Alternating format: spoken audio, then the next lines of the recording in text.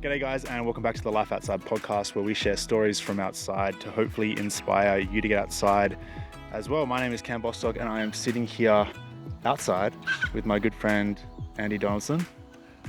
Good to see you, Cam. Welcome to the show, mate. Yeah, thanks for having me here. Very excited to have you. We've known each other for... How long have we known each other for?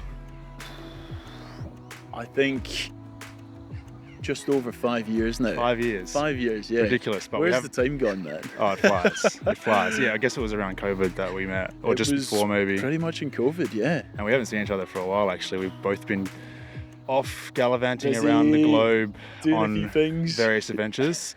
I'm typically a land-based adventurer. You are more of a ocean, water-based adventurer. We did get you across for a wee while. I was swimming for a bit. That later, but I was swimming for a bit, and actually, I want to get back to it. I do want to get back to it at some point, so we'll chat about that. Yeah. If you've listened to the Life Outside podcast for a while, you've probably heard me talk about OptiVenture. It's a company I co-founded with a simple mission: to provide comprehensive and convenient supplementation solutions for hikers and outdoor adventurers. We sold out of our version 1 all-in-one supplement within 24 hours of launch, and we're excited to finally announce that we're launching version 2, which we're calling OptiVenture Core, this August. It's been a lengthy process, but we weren't going to cut any corners, and we're so proud of what we've created. A day-night formulation with the highest quality ingredients to optimize energy, recovery, immunity, inflammation, and support your gut both on and off the trail. For more information and to stay up to date, check our website, optiventure.co, and make sure to sign up to our email newsletter. Thanks for the support, and let's get into today's episode. Mate, you've done some incredible stuff over the last few years in the pool and in the ocean. A very accomplished open water swimmer. Maybe give us a little bio. What are some of your biggest accomplishments over the last? Hoping you would do that for me. Nah, give it to us. All right, so I'm an open water swimmer. That means swimming outdoors. Mm-hmm. Out beyond the confines of the pool. Exactly. We love that. Fitting with the theme Yeah. of here. And that could be anywhere, rivers, lakes, the open ocean. And, that's a beautiful thing. It means every swim is unique, it's different, and you have to navigate through Mother Nature. Mm-hmm. You could be swimming when it's raining, hail, shine, blowing a gale, really powerful currents or turbulent waves throwing you around. Ocean life, it keeps you on your toes. And, as an open water swimmer, or, for me, where I do the Ultramarathon swims, the real big, stupidly long distance ones, you have to really learn to work with Mother Nature. Yeah. Yeah, it's pretty mind-blowing, the distances you swim. And you're not swimming these distances in a pool where there is no variables. Well, like you said, there's all of these variables, which just makes it a little bit more controlled. And some of the things that I've swum, I think perhaps one of the most famous ones would be the English Channel. Yeah. From England to France, swimming from Ireland to Scotland. Might I add that these are under the traditional marathon swimming rules where there's no wetsuits. So it's cold enough in the air, never mind in the water. The water's freezing, I imagine. Absolutely bolted. Ridiculous. Swum around Manhattan Island for anyone that's been to New York. So that was a wild swim. And then for people here in Perth, where we both live, done the Rottnest Channel swim from Corislow over to the island. A few times, haven't you? Done it a couple of times. And, that's actually how we met. So there's this. Is it a world famous swim? It's like it's an iconic swim, right? It's an iconic worldwide swim, yeah. The Rottnest Channel, which is, how long is it? 20 kilometres. 20 kilometres from Perth to Rottnest Island, which is just off the coast of Perth. And it's one of those things that I've kind of always wanted to do. I've never swum in my life. I didn't grow up swimming, but it's just a cool outdoor adventure. Man, it's amazing that we have this incredible event on our doorstep, and 2,500 people every year make the swim across there, whether as a solo, individually, in a duo or in a team. The fact that we have that is so accessible to people here in Perth, it's super cool. It's what got me into ultramarathon swimming. Is that right? Yeah. And so I met you you were sort of coaching / running a swim teaching school called Swim Clan. Yeah, we got involved with that, and I was like, okay, I'm just going to actually learn to swim and see if I can do the Roto Channel in a team at the time. But I literally broke my hand a week before the swim, because we trained all summer. I can't remember what year that was, 2019, 2020. 2020, it was just after COVID. Right. So, yeah, we were training up for 2021's That's right. event. And I broke my hand. So I had to pull out. So that's why I want redemption, and I'll be back. It's unfinished business. It's unfinished business. I'll be back in the water. Now, guys, at some point. Cam's being very humble here, where he started training with our group, Swim Clan, and you picked it up so quickly, man. It was full credit to the coaches. You had an incredible team. Like you were, it was just amazing. Like, you know, coming from, you know, basically very little to none experience, like maybe learn to swim at school or something like that, and then being in the sort of shape to take on a challenge like that. It was you know, inspiring to see that. I appreciate that, dude. That's very kind of you to say. Talking me up a bit there. I don't think it was I was that impressive, but I'd like to get back for sure. And you've won the Roto Swim. So this is the kind of caliber of person I'm sitting with right now. He's won a very iconic swim race in Perth, and you've won many other things. And well, I suppose I should probably share that story, I'd love to, and how we met as well, because it was, I suppose, a bit of a turning point in both our journeys. You know, I was a pool swimmer growing up, as people might hear with my accent. I didn't grow up in Australia. I grew up in Scotland. You know, you were considered a bit mad if you swam outdoors there. It was freezing. Sure. And you know, I had aspirations to race for Scotland, for Great Britain on the international stage, and ultimately fell short of those. And you know, it wasn't until COVID happened that I found myself getting back into the sport. You know, it wasn't from this place of you know, feeling this desire to revisit unfinished business. Like, I didn't go in because of pressures to do that, or you know, the need to perform. It was purely out of love. And you loved swimming growing up. You loved being in the pool, loved competing. And I think along the way, and I think it happens to a lot of people, like, you fall out of love with it because you put all this pressure on yourself, and then it comes with high expectations and all these sorts of things. And you know, it was amazing in COVID, when the world shut down and we were forced to kind of take a bit of a step back from life. You know, I'd been working as an accountant for so many years, and to have that moment of reprieve and to revisit things that you truly loved. That's how we met, because I remember these swims from North Beach to Sorrento, maybe about 3 kilometers.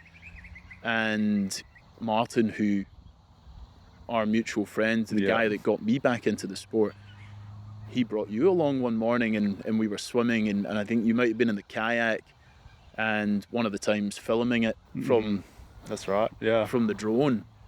And it was those swims that got me back in, you know, that connection to nature, being immersed in the elements, you know, in today's world where you're always plugged in and you have your emails in your pocket and your phone. If you're not, you're listening to music or some kind of stimulation, like, to be fully away from all of that and to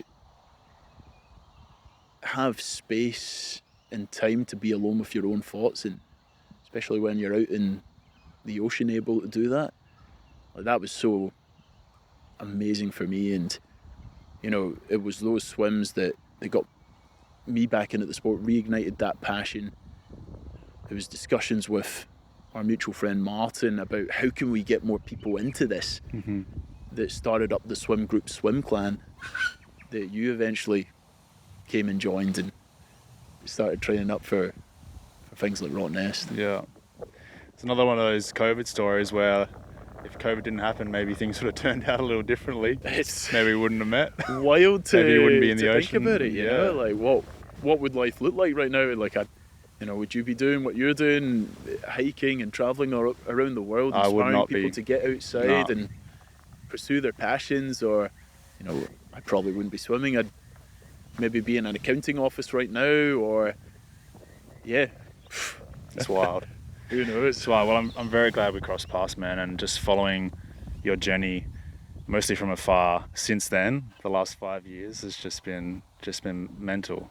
And you obviously still do a lot of your training in the pool, right? And most of the, I guess, big swims you do end up being outside. Yeah, that's it. So, I think in some aspects, if you're training for performance, having a controlled environment is really good because you can measure things.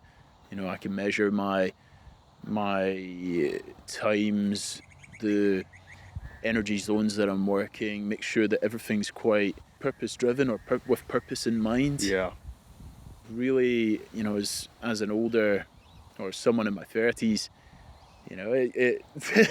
it's not as easy to shrug off a big session as it might have been 10 years ago. So, making sure everything is really efficient.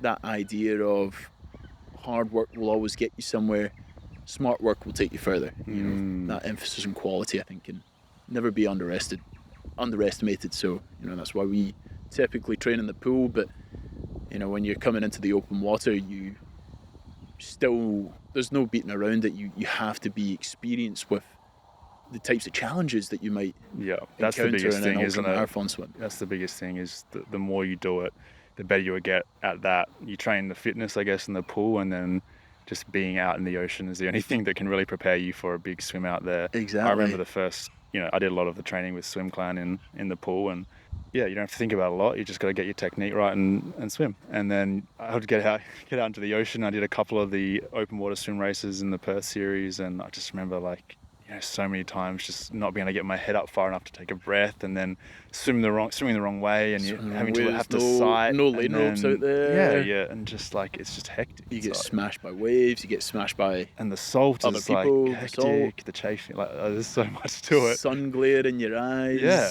it's a different world, and I loved it though. I loved that so much. I much preferred being out in the ocean compared to the pool, and it's the same with I love trail running so much, but I hate road running. It's just that, I think it's just being out in nature. That's the main thing for me. And with that comes a whole bunch of extra challenges. Instead of a road, you got a technical trail with vertical gain, vertical loss, and maybe it's... There's more variables. There's more variables, which I really enjoy. And it's the same with, with riding my bike. I love mountain biking and doing these off-road bikepacking missions and stuff, whereas riding along the freeway is not super fun for me. And I just remember thinking that so much when I was swimming. I just couldn't wait to get out to the next open water swim, because it's just such a cool feeling being outside, which is, it's an addicting thing, for people that don't spend much time outside. You might not know what that feeling is, but... especially if you're exercising outside, you get the endorphins as well. You're so good for your mind and your body and your soul. It's the best. After COVID, you back into open water swimming, getting really fit again. Was Roto the first sort of big event that you did? It was, yeah. So, along the way, we started coaching people at Swim Clan, Martin and I. And the whole idea was to get them in the water, or get people in the water, get them comfortable with swimming in the ocean and the open water. And really, in order to fulfill dreams, whether that was supporting someone to take on a triathlon, or Rottnest Channel swim, or even just being comfortable down at the beach so that they could go for a swim with their kids. So we were coaching, all you guys, and I was really enjoying that journey, and I was getting fit along the way. And Martin one morning just kind of calls me out, and he's like, right, it's all very well you telling these people to pursue their dreams. Why don't you revisit some of your own? Wow. And it was incredible. He was so right. And, I think when life hasn't panned out how you might have expected it to or hoped for it to, when you fall short of goals, it can be very tough to go back in there and to revisit them and peel off the layers, and you have to face those doubts of, what if I make a fool of myself, or if I go through this again, I put heart and soul into it, and a week before I break my hand and I don't get to actually swim. You expose yourself to those risks. And for me, having not achieved those dreams of racing internationally for Great Britain, seeing my friends go through that journey and missing out, it was a difficult thing to go back to, that side of the sport, the competition side of it. But I knew it was the right thing to do. I think when you have that fear, you sometimes know that that's the path. Absolutely. And, courage isn't the absence of fear, it's pursuing the path regardless of it, having the courage to keep on going, or in this instance, dive in. And that's what I thought I would do. I thought, well, whilst we're in lockdown, what's something I could do here that I could target and aim for in swimming, especially because we can't travel while the world's all in lockdown. And so I thought, well, we've got Rottnest here. Why don't I give that a crack and see what happens? So, I really knuckled down, and I thought, well, I've got about 10 months to get into shape, and I want to put together the best performance I can, just to see what can happen, put it out there. And so, talking about quality over quantity, that was the approach. I'd been out of the water for 2, 3, 4 years at this point. I was going to be racing against guys on the Australian Dolphins team, some of the best swimmers in the world, and if I wanted to be competitive with them, or if I go even further and try to beat them, I wasn't going to be able to out-train them, because they've been training non-stop through the past however many years. But maybe we can go and train smarter than them. So that was the approach that my coach and I took. We really tried to replicate what we would experience out there in the swim. So it's 20 kilometres. We trained as if it was going to be 30. I wanted to hold a certain pace, which was 1:12 per 100 metre pace.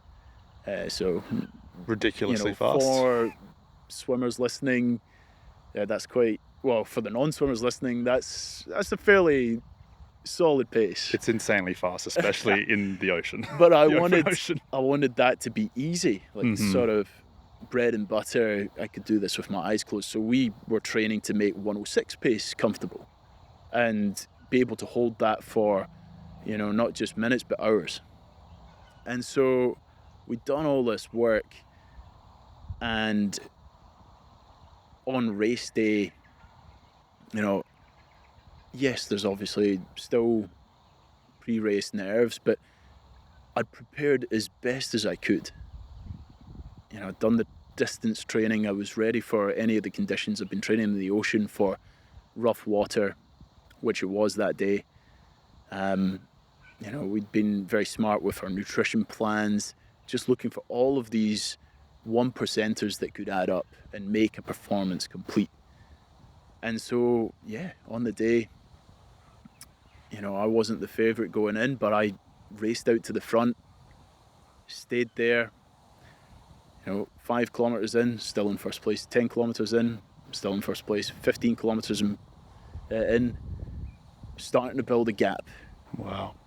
And everyone else, I think, they weren't used to this fast pace. No one had ever taken it out really that strong. It was always this conservative effort and hang on and build to the end. And we were able to, and I say we, you're always in these swims with a support team. So you have a boat with a skipper that's doing the navigation, and a team to keep you encouraged and fueled.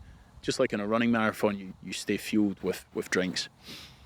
And so we were pulling away, and I come the other side, I think it was about 600 or 700 meters in front of the next person in terms of a gap. I'd managed to win, which was just, absolutely out of this world, like this phenomenal performance that was really the sum of so many people getting on board with this journey and believing, because it's, you know, it's not, I'm a big believer that life is a team sport.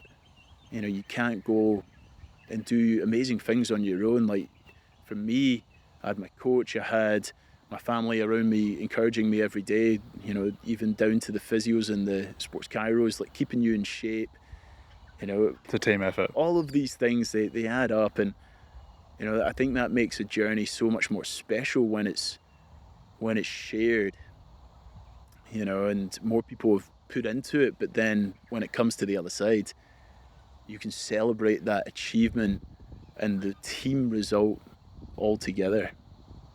So that was a phenomenal experience. 4 hours and 4 minutes for Rottnest Channel Swim. It was, I think, you know, just a few minutes shy of the record in very average conditions. Incredible.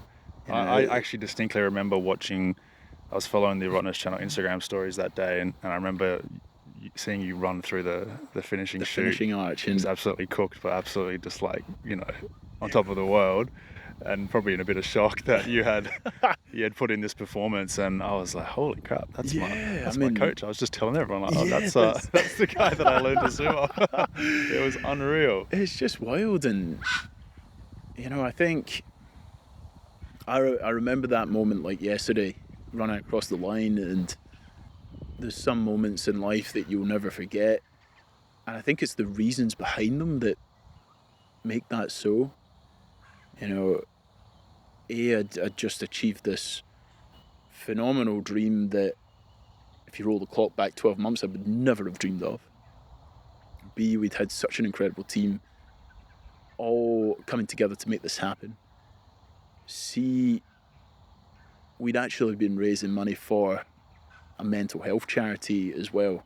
And, you know, this swim, I think winning it was going to bring more attention to that. And we did. We went on to, I think, raise about $12,000 for the Kai Erdley Foundation, which is incredible. A phenomenal youth mental health charity here in Perth. And so, yeah, I had all these emotions, but it signaled to me, A, I'm not bad at this long distance stuff. Not bad at all. B, you know, there's an opportunity to go on, and I'm still hungry to go on and pursue more goals. And C, we just raised all this money. Maybe there's a way to use sport as a platform to support important causes, to share powerful messages around things like the importance of teamwork, belief, that it's never too late to pursue your dreams.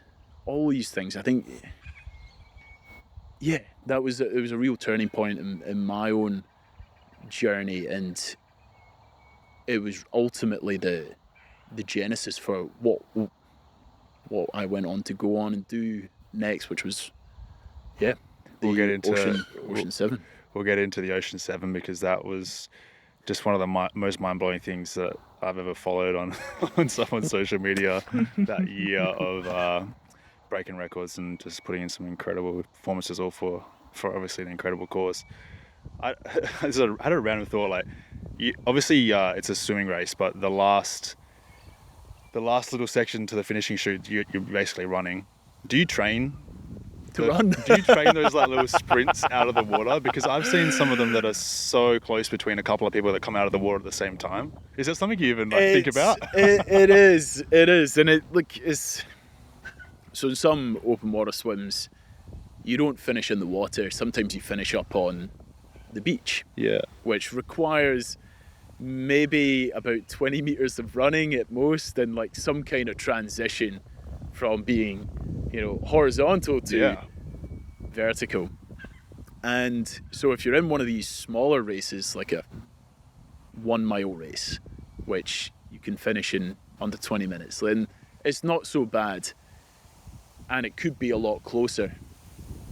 So your legs are kind of usually fresher, so you don't stand up and feel like jelly. Yeah.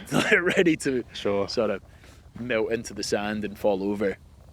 But in these ultra marathons, like a Rottnest, you've been swimming for 4 or 5 hours, and so when you make that transition up onto the feet, it can be pretty bad. Yeah, your legs probably just don't work. It's the legs might not work. So thankfully for me, I was in okay shape, and I had this lead, so I could take my time. I could run up and fix my hair before running across the line and take in the moment. And have you ever had a foot race at the end of like an ultra marathon swim before? You thankfully haven't? For me, not after an ultra marathon.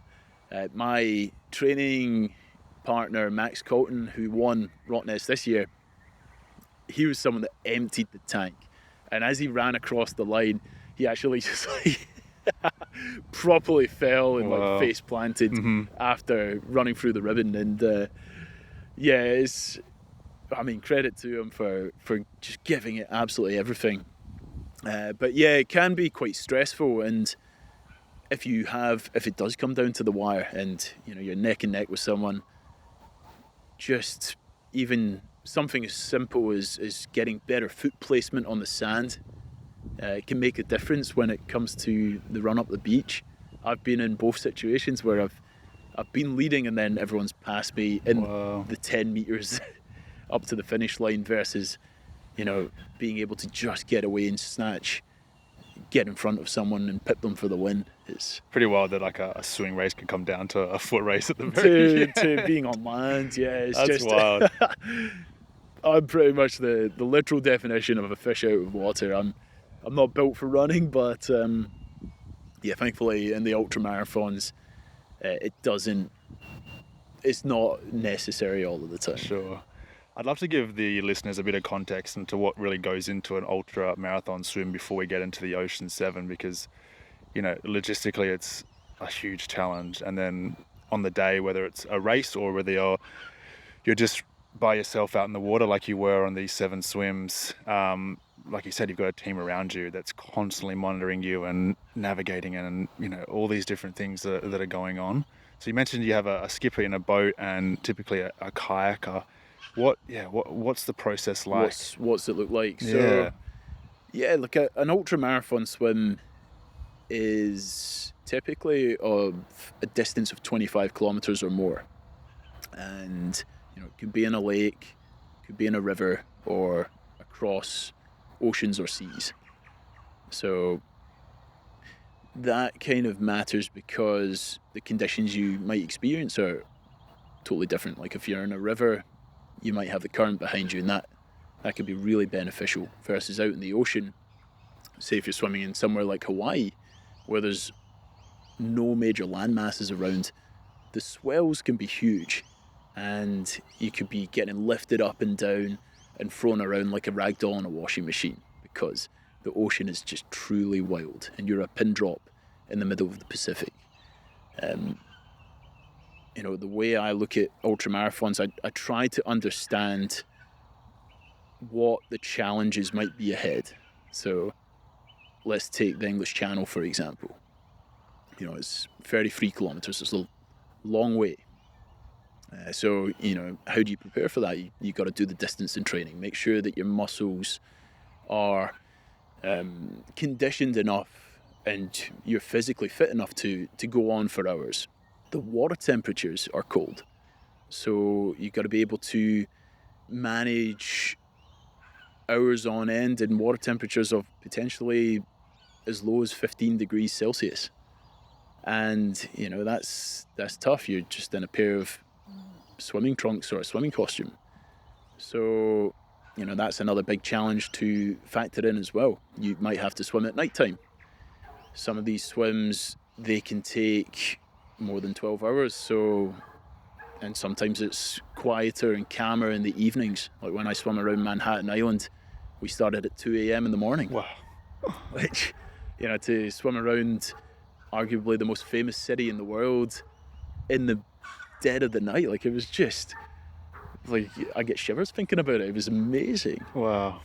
But that's another factor to consider as well. Like how are you going to cope with that? It's not just the physical challenges that you need to manage, it's the mental aspects as well. That you might not be able to see past your fingernails when you're swimming or see what's beneath you. You know, on that note, you're out in the ocean and there's a lot of other things out there as well. You know, jellyfish, sharks. Everyone's thinking about sharks right now. Sharks. And there is every chance that you might encounter them. I do have a story on that. We can delve into it later if you want. For sure. You know, how do you manage your emotions when you're out there and you're in the unknown? How do you not freak out and burn all this energy? And then, the conditions. You know, looking at the English Channel, it's one of the busiest shipping lanes in the world. How do we navigate through all the boats? It's hugely tidal. So if you ever look at someone swimming the channel, usually it's never a straight line across the France. It's a big S-bend because these tides sweep you way off course. And if you're just sitting still and not moving, you can sometimes get pushed backwards. And so, you know, unlike swimming in a pool where you know it's going to be 33 kilometers, out there in the ocean, it's 33 kilometers as the crow flies. It doesn't matter. Wow. You might actually have to swim 40 kilometers or 50 kilometers. So that happens a lot? You're swimming that happens a lot. That much extra? In the English Channel, it's quite renowned. If you're not far enough across the channel at a particular point in time, the tide can rip you back out and undo all of the progress that you've just made. Wow. Like, I've heard of people that are swimming and they can see people on the beach in France and they can see people in the houses like sitting down for dinner and they just cannot beat the tides and get in. Like, it's mind-boggling.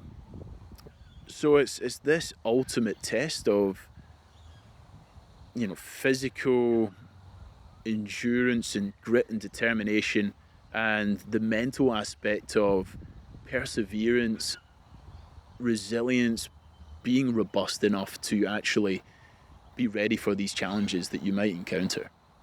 And so, to finish your question, sorry, ultramarathon swimming, you go in as prepared as possible, and you always have this support team out on the water with you.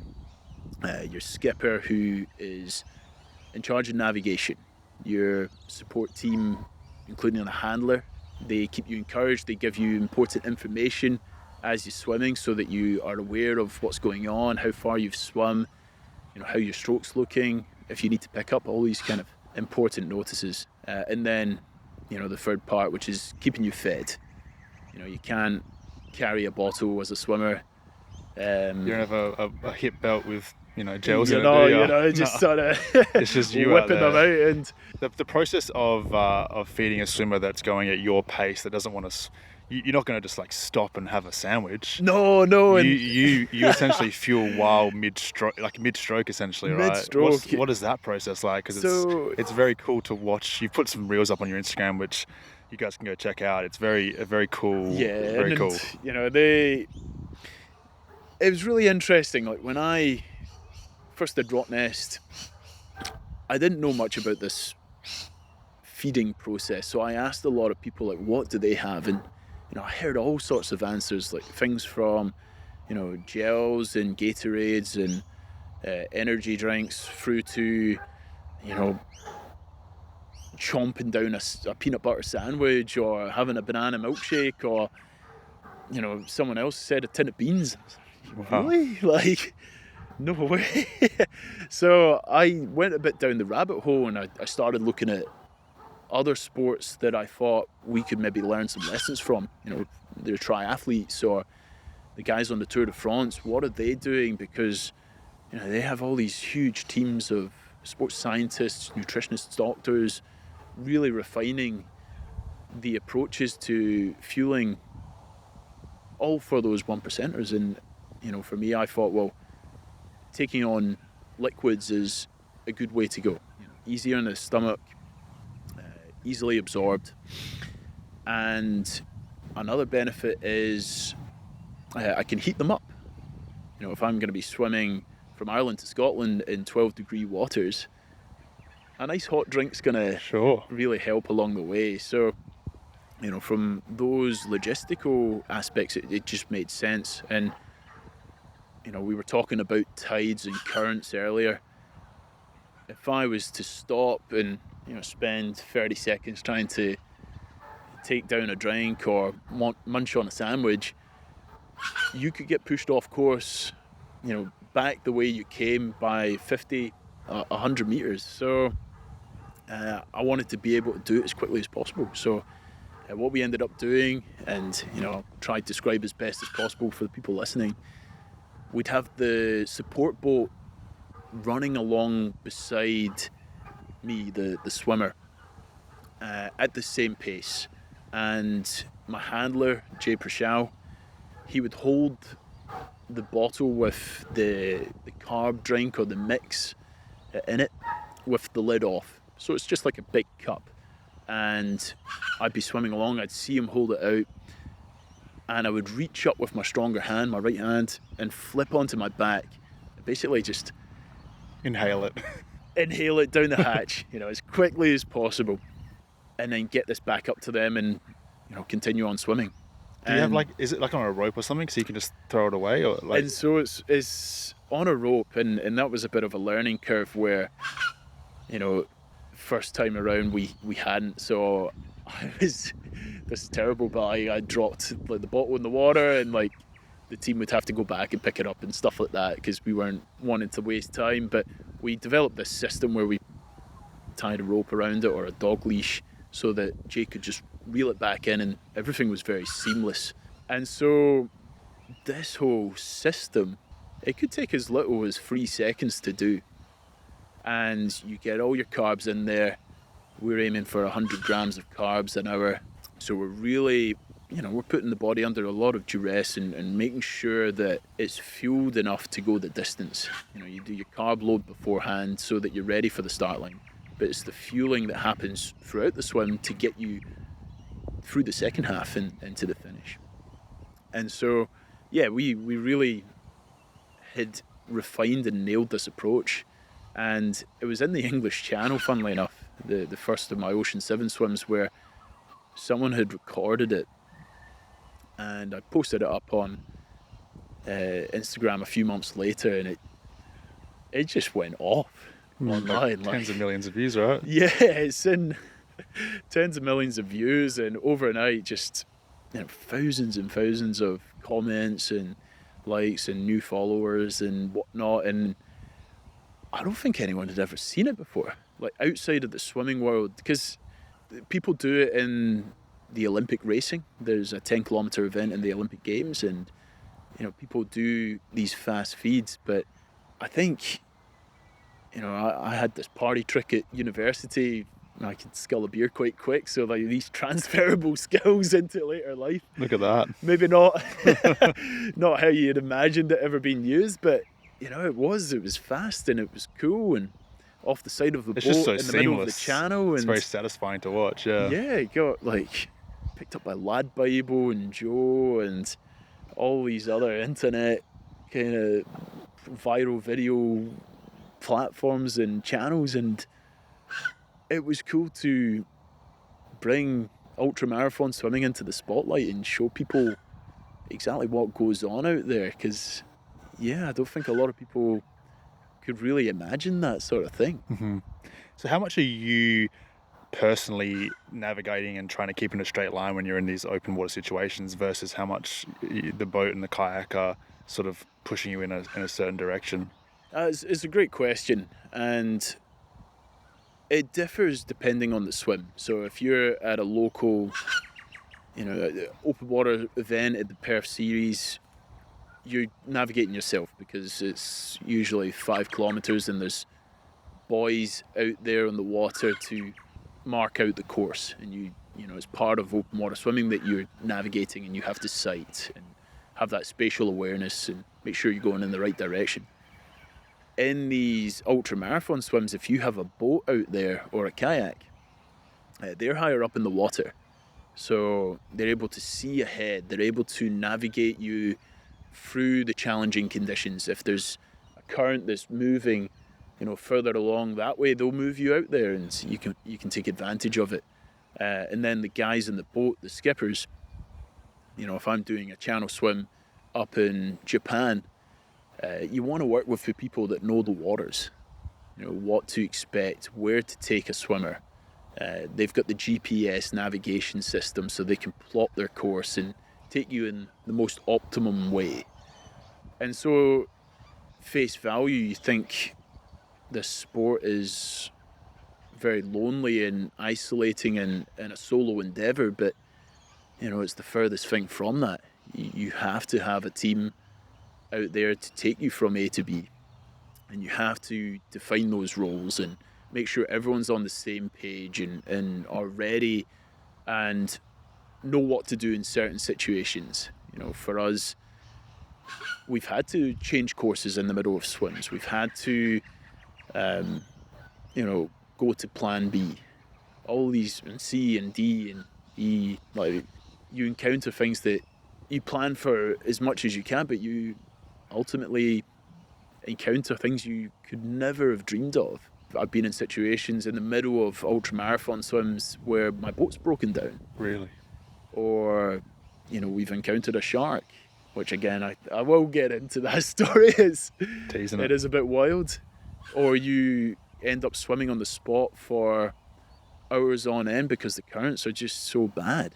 And you and your team have to be resilient enough to find a way through that, which is really, again, one of those things that I think makes marathon swimming, ultramarathon swimming so exciting and such a challenge. So when you go up to take a breath, you obviously see the boat or you see the kayaker, and you're just like making sure you're just in line with it, and they'll lead the way. They'll lead the way because, sighting is a technique where you basically lift your head forwards and you look, and that's what you do in these local races or these smaller races, but it's quite taxing to do. I remember learning to sight, and it was a painful experience. Yeah, it's pretty hard. So if you can, scratch that as much as possible. Like, I think it's still important at some points, but if you can breathe to the side, you see your team, and just trust that they're taking you in the right direction. There's so much trust involved in this process. You really have to put yourself in the hands of others and know that, and be comfortable that they've got you, because they could take you all sorts of places, but if you start doubting that, no one wins, because you're just gonna get stressed, needlessly burn all this energy from worrying. Yeah, I guess having the right team is super important, and exactly. You have your people, right? Yeah. You have full trust in that have got you to the end a lot of these swims. Has there ever been like someone, for example, on the English Channel that has attempted it without a team? Is that like a thing? Does anyone do that? I mean, without getting controversial, there's maybe some people that have done it to get to Britain, but okay. But I don't know. I mean, that's maybe a joke in bad taste, but no, I think for a lot of these swims, there's a process. Yeah. And there's associations that manage or govern the crossings of a particular swim. So the English Channel has the Channel Swimming Association, for example, or the CSPF is the other one. It's there to make sure that they're all undertaken in accordance with the rules, that everyone's doing the same thing so that it's comparable, everyone's experiencing the same, as much as possible, having the same experience out there. But also from a perspective of safety. The English Channel is one of the busiest shipping lanes in the world, and if people are out there swimming across and disrupting all the traffic, the whole thing's going to get shut down, because that's a multi-billion-dollar industry. So do you have to register before you cross, or like alert? Yeah, usually with these kinds of swims you register, and you go through all the steps, you qualify. They have a cold water swim test that you have to complete, 6 hours in water that's under 16 degrees. Wait, you have to stay in water for 6 hours? Yep. Okay. Under 16 degrees. So, wow. If anyone's done a lot of time in the ice baths. I mean, an ice bath, I'd say maybe 10 degrees. Well, for anyone in Perth, jump in the Swan River in the middle of winter. Like, that's the sort of temperature that we're talking 6 about here. Hours. So it's a long time. And you said there's no wetsuits allowed? There's no wetsuits. That's got to be like one of the hardest parts. It's tough. And, you know, I can share stories on that. Like, it is very difficult when your head is spiraling down to get out of those thoughts, especially when it's cold. But yeah, a lot of the major channel swims, there's an overseeing body. There's a lot of newer swims, like people are trying to do, which is an amazing thing. People are trying to do a lot of world firsts and pioneer new swims, which is really cool. And sometimes they might not have a local organisation overseeing it because, you know, no one's ever done it. And, you know, a swim like Cuba to Florida, Diana Naiad, like that would be an example of that. But yeah, it's a big world out there, and there's so many places to go and explore. And there's a lot of ocean. And there's a lot of ocean. There's a lot of water out there. Yeah, you know, the world's kind of your oyster. The world's your oyster, and the beautiful thing, like what you do, is there's so much variety. If you want, you can go and find these different things and pursue these unique challenges, because, yeah. It's pretty cool. It is amazing. Let's chat about the Ocean 7. Give us a little rundown on what it is first, and then maybe we can briefly go through each of the 7 swims that you did. It's just, yeah, like I said earlier, I remember following along over, it was almost a year, like almost a 12-month period you did these swims over, I believe, and it's just every single one was wild. So yeah, just tell us what it is to start with. So the Ocean 7 is an ultramarathon swimming challenge comprised of the world's 7 toughest channel swims. So it's things like the English Channel. Can you name all 7? I can, yep. I hope you can remember them all. So I hope so too. I had I've spent a lot of time researching them and in them, so I probably won't forget them. But you've got the English Channel, which is perhaps the most iconic of all of them, the Everest of swimming. How long is that? And it's 33 kilometres. 33, wow. The North Channel, which is from Ireland to Scotland, 34 kilometres. The Cook Strait, which is between the South and North Island of New Zealand, that's 24 kilometres. The Strait of Gibraltar, which is between Spain and Morocco, that one's the shortest in the mix. I think it's about 14 or 15 k's. The Molokai Channel, which is between 2 of the islands in Hawaii, Molokai and Oahu, 44 kilometres. 44 kilometres. 44 kilometres. Yeah, it was a bit of a beast. The Catalina Channel, which is between Santa Catalina Island and Los Angeles over in California. And then lastly, the Tsugaru Strait, which is between Honshu and Hokkaido up there in Japan. So this challenge has existed for the last 15 or so years, and it's something that a lot of ultramarathon swimmers have aspired to complete. These challenges are huge logistically to organise, to train for, financially, they're a big outlay. And so most people that have done the 7s had taken about 5, 7, 10 years to complete them. And I came off the back of Rottnest feeling quite upbeat and, hungry for a next challenge. And I was looking up at the English Channel. I was doing my homework on the English Channel, having grown up in the UK. And I was reading up about the Ocean 7, and I thought, well, geez, there's this swim here, and I've always wanted to go there, and there's this one in Hawaii, that would be really cool. And no one's ever done this all in a year. I wonder if I could do that. And I thought, well, here's this opportunity to take on this massive feat, repurpose this unfulfilled goal or dream of racing for Great Britain into, let's see if we can take on this insane marathon swimming challenge. Could I do it in a year? And maybe along the way, we could use that challenge as a platform to raise money for a cause that's close to my heart, which is mental health. And to provide a bit of context on that, I think like many people have known people with struggles and have lost people to suicide. I've been through my own difficulties myself. My grandfather in particular was someone I was close with. He struggled a lot with depression, so it's something that is very, meaningful to me, and swimming was one of those things that helped me manage my well-being, so it felt very natural to do something to support that cause and that issue. So could we support that through the challenge and inspire people along the way? What kind of messages could we share, the learnings from the swims, and inspire people to go out and swim, pursue your goals, be outside, follow your dreams. I think all of these things could be wrapped up in one in this Ocean 7 challenge. So perhaps a little bit naively, I set out to go and do them. I realized very quickly how hard it was, not just preparing for the challenges, but organizing them.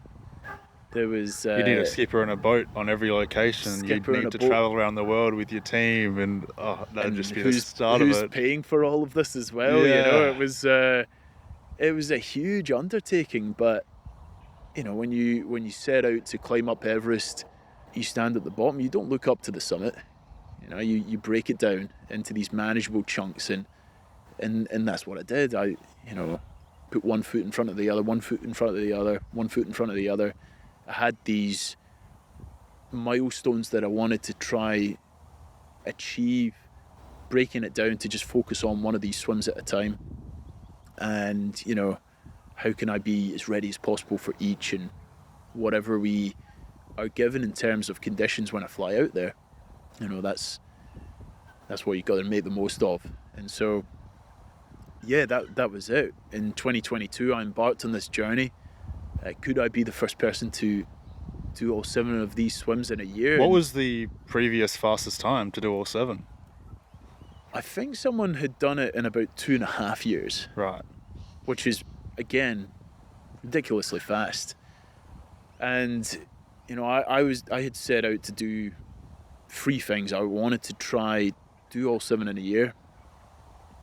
I wanted to see if I could break some of the world records for fastest times across these channels, and then also add those up to have a cumulative time, which set, I think it was, just testing my memory, 64 hours, held by a Hungarian guy called Attila Manyoki. So that's all 7, the time it took to swim each individual one added up. Yeah, if you add up the times, like 10 hours, 8 hours, and whatnot. So not only you wanted to do it the fastest time as far as just like within a year, but also cumulatively.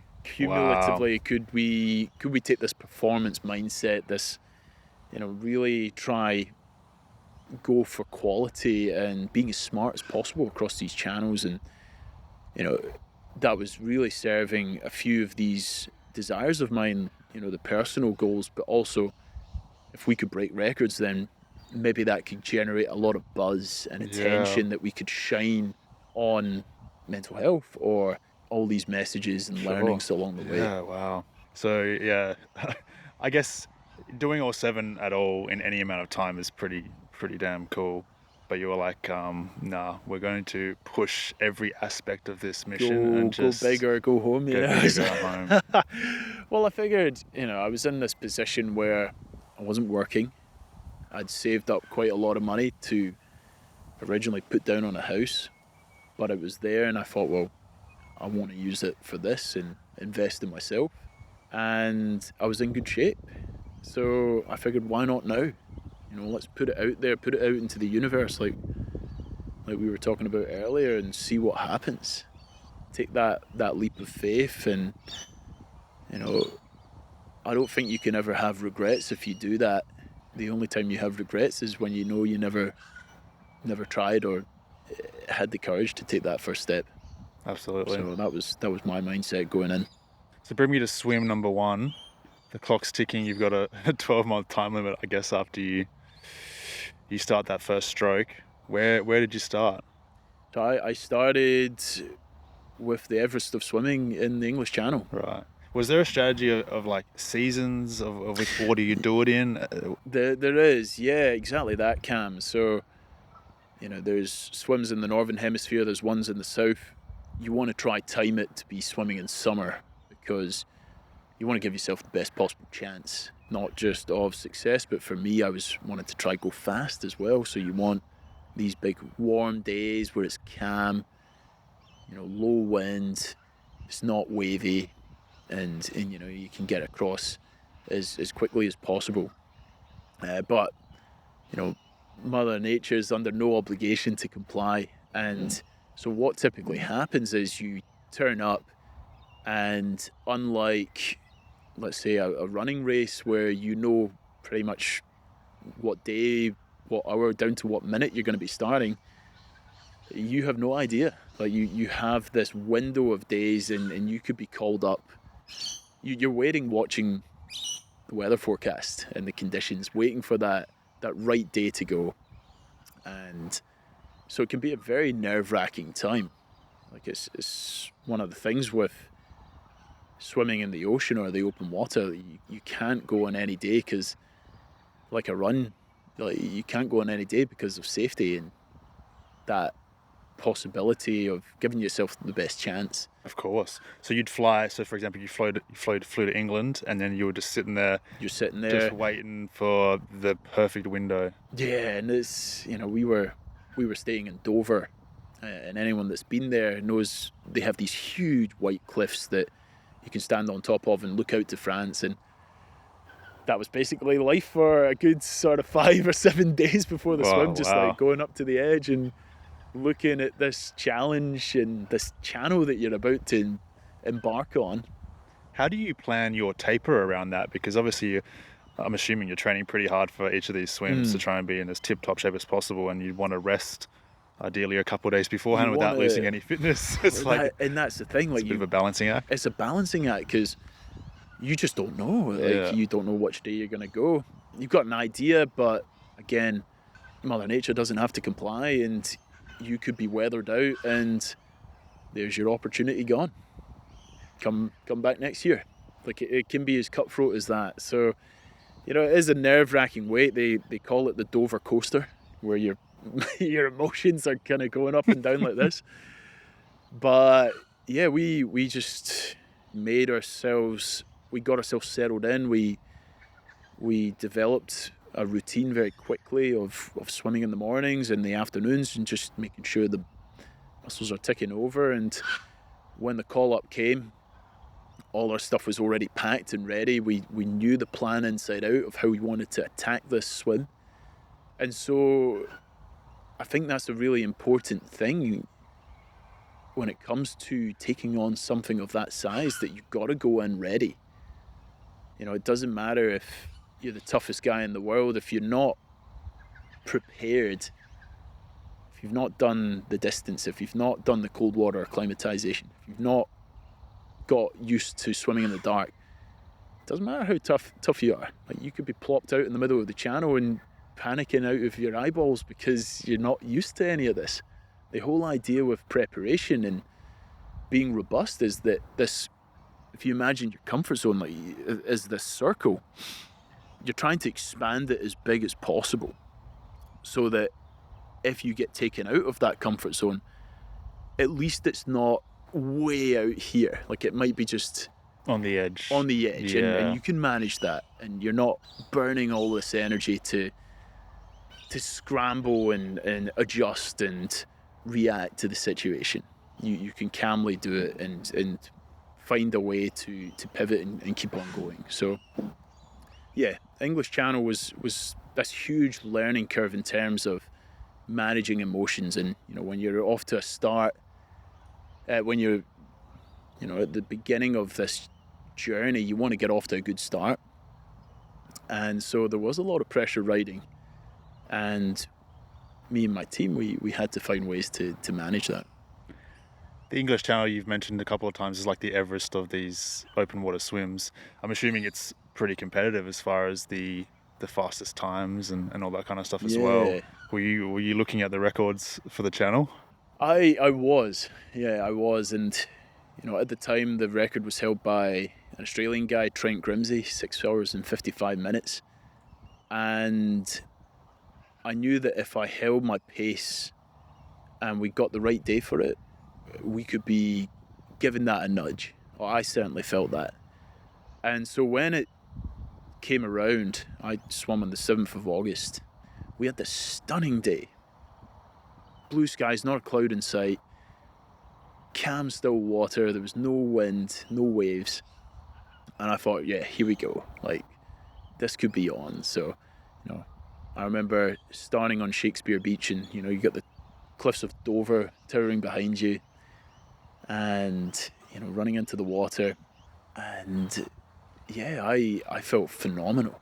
I was swimming along. We were making terrific pace and progress. At 5K, I was on track for this pace. 10K, we were on, still under world record pace.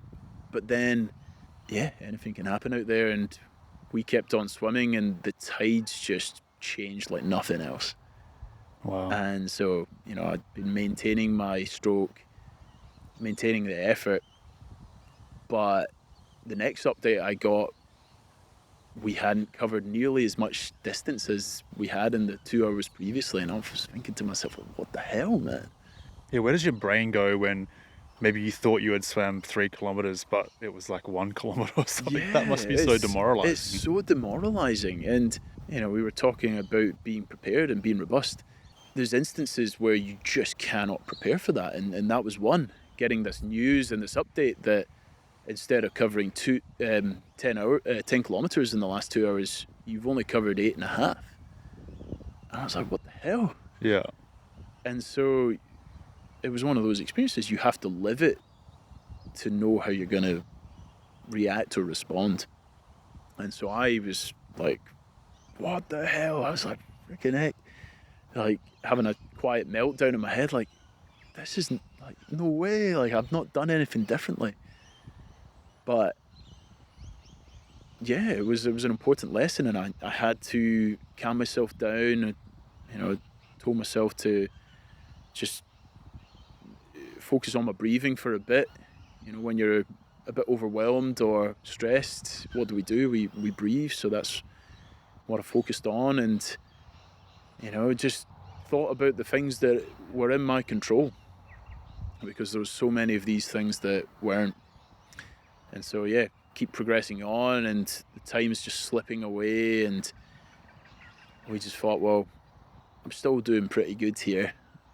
I'm just going to give everything that I've got left in the tank. So we got to 6 hours in. The record was out of reach, but I could still get across in a pretty damn quick time. And so, yeah, plugged on. The tides pulled us off track, so I had to swim an extra 3 or 4 kilometers.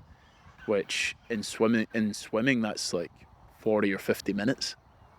So it's quite nasty when you're already running on fumes and you're in the hurt locker. And yeah, we finished in a time of 8 hours, which, 8 hours exactly. It was right bang on 8 hours. I knew it was coming down to the wire whether we would get under or not, and I was just throwing everything I had in the tank to get to the finish. But yeah, we finished on 8 hours, and that was swim one done, and it was one of the fastest of all time. It was a British record. So oh wow, yeah, it was an incredible experience, and rightly enough, it was probably a more valuable experience, because had everything gone to plan, I wouldn't have learned some of those lessons that I learned there. I guess it's about staying calm, not counting your chickens before they've hatched, being adaptable when things aren't going as you hoped. Great time to learn those lessons at the start of the 7 swims. Yeah. What does recovery look like after one of these swims? Because I'm assuming a few of these swims were pretty close together. I mean, you had 12 months to do it, but how close were the swims? Like, were any of them like within weeks apart? One was a week after. A week after? Yeah, which was the final 2 from Los Angeles out to Japan. Wow, okay. So then you have the time zone difference as well. Most of them were sort of one a month. Okay, so you had a bit of time in between to chill, recover, get back into some training, taper again. Yeah, and the recovery looks a bit different depending on the exertion. So the English Channel was largely quite good. The water wasn't too cold, comparatively speaking, compared to a few of the other ones. You obviously want to do all the usual things like hydrate, refuel, get the protein back into the system, keep the arms moving so you're not stiffening up. But I think the big one that people might not always think about is mentally recovering as well. Because these swims are hugely taxing from a mental perspective. Swims, whether it's swims or endurance runs, any of these kind of long things, your body always gives up before the mind. Your mind always gives up before your body. Like, your body is capable of so much. It can find a way to keep pressing on. Like, if someone held a gun to your head, you could probably swim to Rottnest tomorrow. But it's your mind that gives in before. And when you encounter those adversities, you have to use a lot of that mental stamina, mental grit and determination to find a way through. And it's important to recharge those batteries. So I found out early on that was going to be an important part of making this entire year sustainable and possible. So, I wrote down the things that recharge me mentally, that recharge my soul or refill your cup or however you want to put it. Things like getting out in nature and going for a walk, or catching up with friends, going for a nice coffee, spending time with family, swimming, as mad as it sounds. All these things that were going to get me back on the horse as quickly as possible. And, it's okay if you don't feel great, but if your mind's in a good place, it leads the body. So if your mind's in a good place, you will recover quite quickly, I think. So how much time was it between the English Channel, and swim number 2? Swim number 2 was a month later, and that was Ireland to Scotland. Did you stay in the UK in that time, or did you come? Actually, I went to Spain on a family holiday and then out to Italy for a friend's wedding. So in terms of the ability to train in cold water, I didn't really have access to it. So that turned out to be a bit of it played a role in what made the next swim so challenging, because this swim was one I was really nervous about because of that, the cold. So it's particularly colder than the English Channel? It's freezing. Really? It's absolutely Baltic. So, anywhere from 10 to 14 degrees, that is ice bath territory now. Yeah. And doing that for 34 kilometers, so 8, 9, 10 hours, it was a very daunting prospect. But on the other side, I grew up in the west coast of Scotland, so I was really excited about that prospect of swimming home. But added to the challenge was, in the North Channel, in that part of the world, you get the lion's mane jellyfish, which is one of the most venomous varieties of jellyfish in the world. And so that was another sort of aspect to navigate as well. But yeah, this swim, it was tough. It was really tough. I started in the early hours of the morning. We had this really overcast day, and about 3 hours in, I was starting to struggle. My arms were, feeling like lead. I couldn't for the life of me get the thoughts of feeling cold out of my head. They were spiraling. And your heart rate's probably jacked up, and you're using every muscle in your body. So you'd think you'd warm up, but that many hours in that cold water, I guess there's just no way to stay warm. This was so early into the swim as well. So it was 3 hours in, and that might have been just over a third of the way. Mm-hmm. And I was thinking to myself, friggin' heck, I don't know how I'm going to keep going for another 5 minutes, never mind another 5 hours. Like, we try not to use the C word, as they call it. I am feeling fresh out here, one of those, reframes, those mind reframes. But yeah. I'm assuming there's like a rule, like you can't get into the boat, right, and warm up. You can't get into the boat. If you stay in the water the entire time. Lean on the boat or on the kayaker. Okay. You can't touch the people on the boat. Like, Makes sense. Supposed to be getting across from one side to the other, using your own strength and power. And so, to be in that position so early into the swim, I'd never been in that before. I was thinking to myself, like, I was trying all my usual tools, thinking, positive self-talk, thinking of warm imagery, like, all right, I'm not in Scotland, I'm actually swimming in Jamaica, like that sort of thing. Slow breathing, like all of these things. And like, it felt like this dam that was just about to burst, where the water is starting to seep through and like there's cracks developing, like all these negative thoughts spiraling in my head. I'm thinking, geez, I feel like I'm hopeless at this point. Like, I don't know how I'm going to keep going. And so I'm swimming along and I'm thinking to myself, I should probably tell the guys on the boat here what I'm going through. Like, I see them up there and, we're in this as a team. So, between breaths, I'm shouting up to Jay on the boat, like, arms are heavy, next breath, feeling fresh, next breath, but energy's good.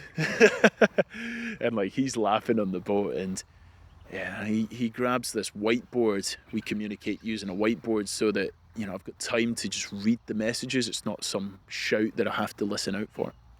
And he just writes a simple message, something like saying, message received, warmer feeds are coming, we're with you. And it was just as simple as that. A simple reminder that we're with you. We're here as a team. Yes, you might be the only person in the water, but we are with you. We're in your corner. We're in the trenches with you. And we've got your back.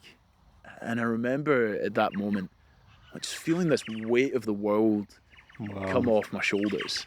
I was like, I'm not alone. I don't have to do this on my own. Like, I can ask for help. It's okay. And so, the guys, they heated up the feeds. They made them like piping hot so that it would warm me from my core. We made the drinks more frequent. So instead of every 20 minutes, they were every 15. And slowly but surely, I came, firing back, and, the pace picked up. I started charging back into the swim, and, by the end, it changed from this place of survival to, crikey, we're actually not that far off breaking the world record here. And so, I got my head down, gave everything I could to get into the finish, touched down on Scotland, a time of 9 hours and 13 minutes, 4 minutes shy of the world record. 4 minutes. But I could not care any less. Like, I was so delighted with how that had gone. Like, we'd been on the rocks, basically an inch from the edge, and found a way together as a team to come back into it and make it to the other side when everything felt like it was all lost. And again, it was like one of these things where the result, the best thing that came out of it was the lesson, not the time of the result. It was just so extraordinary. And again, all these experiences just set you up for what was to come. I'm sure these lessons and these hardships that you were able to battle through like help with the next swim, but do you find that in everyday life, these things that you've gone through and overcome, it helps you as well? 100%. I mean, I think ultramarathon swimming in some ways is like an analogy for life. You have a goal, you want to get to there, you prepare for it, you always set out with your best foot forward, and you might encounter challenges on the path that take you off course. And, you know, it takes having experience, it takes having done the preparation to find your way back. And sometimes when none of that works, it takes having the team to support you on those toughest moments. It's just beautiful. And, you know, I'm a big believer. I always use we when I share about my swimming journeys. Like, none of these things would be possible without an incredible support group around you. I think it's just the most phenomenal lesson out of all of this, that we're capable of so much, and it's possible because of the people around you. It's so true. And, you know, every human is capable of so much, but sometimes it just takes intentionally doing some really hard things to prove it to yourself, and just to give yourself that confidence going into challenges that maybe you didn't choose, that you can get through those as well. Oh, and belief is such an important thing. Yeah. Like, you could be the best in the world at something, but if you don't believe in that, then that's your reality. Yeah. You know, or if you might be capable of swimming to Rottnest or swimming the English Channel, and sometimes it takes those people around you to encourage you to take those steps, to test yourself. And when you get those results, or even if you get part of the way there and it's not panned out how you expected it, it's still experience that does bring that confidence. Yeah. Like, you have to go and live it. You can't just read up on it on a book. And, you know, if you want to become great at something, you can't just consume knowledge. You have to put it into practice. Yeah. I love that quote where it's like, whether you believe you can do something or whether you believe you can't do it, you're right. You're right, yeah. And it's just, it's so true that belief is so much of what we're able to accomplish in life. And look, I think a big part of this Ocean 7 journey was almost to have those tests and show myself that I can do this. I am capable. You know, I think when I hadn't achieved those goals growing up, part of me didn't believe I was capable of reaching them. And when you have that mindset, you almost don't allow yourself to achieve them. Absolutely. And so this was an opportunity to rewrite the script, do these things that you thought you couldn't do, and just keep growing, you know, as a person throughout, from these learnings and from these experiences. And sometimes it just takes like a tiny bit of belief as well. Like, you know, taking that first step and doing the channel and then getting to the other side, and you're like, okay, let's do swim number 2. And you have that bit more confidence in yourself, and you're just taking these steps forward each time. And, you know, it doesn't have to be an ultramarathon 3. It could literally be like the smallest things in life. It could be getting in the ocean. It could be doing a triathlon. It could be learning a language and being confident to go into conversation with someone. Just building bricks on bricks. Like that, one step at a time. The belief aspect of it really got tested. So after there, I went over to New Zealand to swim the Cook Strait. So, yeah, that was an interesting experience where I turned up in February, and then New Zealand was hit by a cyclone. Perfect. Cyclone Gabrielle. You know, absolute gale force winds smashing the country. The inter-islander ferries were like getting pushed around so much in the Cook Strait. One of them lost power and made the news. It got like almost swept onto the land. And there's all these, you know, pictures of these crashing waves over the side of it. And I'm thinking, like, I'm about to go swim. I'm about to go and try swim across that. You know, and so that belief gets tested. And, you know, I'd been waiting for weeks and weeks and weeks for a window of opportunity. And none of them came around. And at one point, the skipper said to me, look, I think we can go on Tuesday night in just a couple of days.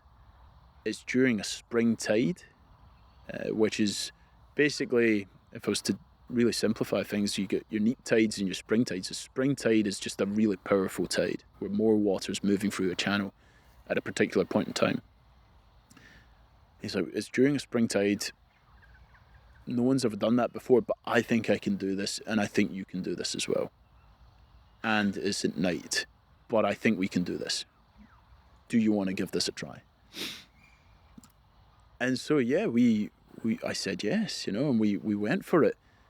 But as soon as word got out there that I was going to be swimming at night, swimming during a spring tide, and with this skipper who, compared to the others out operating swims across the channel, didn't have as much experience, there was a lot of negativity and doubt.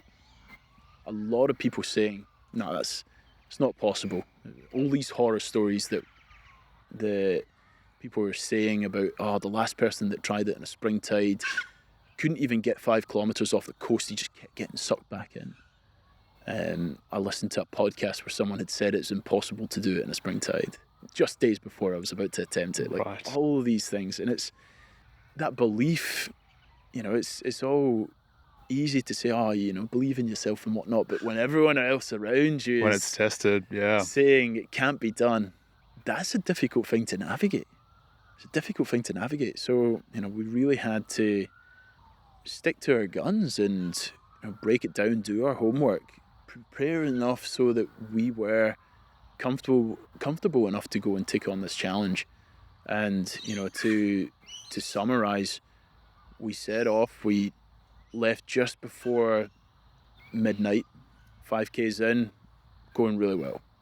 10k's in, going really, really well, actually, under the world record pace of which was the world record was 4 hours and 37 minutes.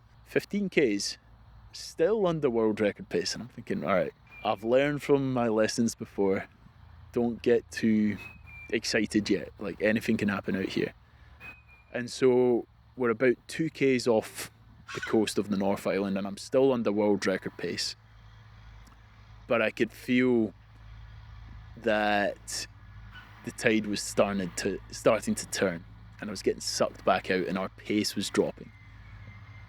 And when you're swimming, like, you can see the guys on the boat, you can read the facial expressions, and I could see it started to change from this, like, sort of everyone's up high and excited to, oh crap, like this is getting tight, and I know everyone's getting more animated, the arms are waving more.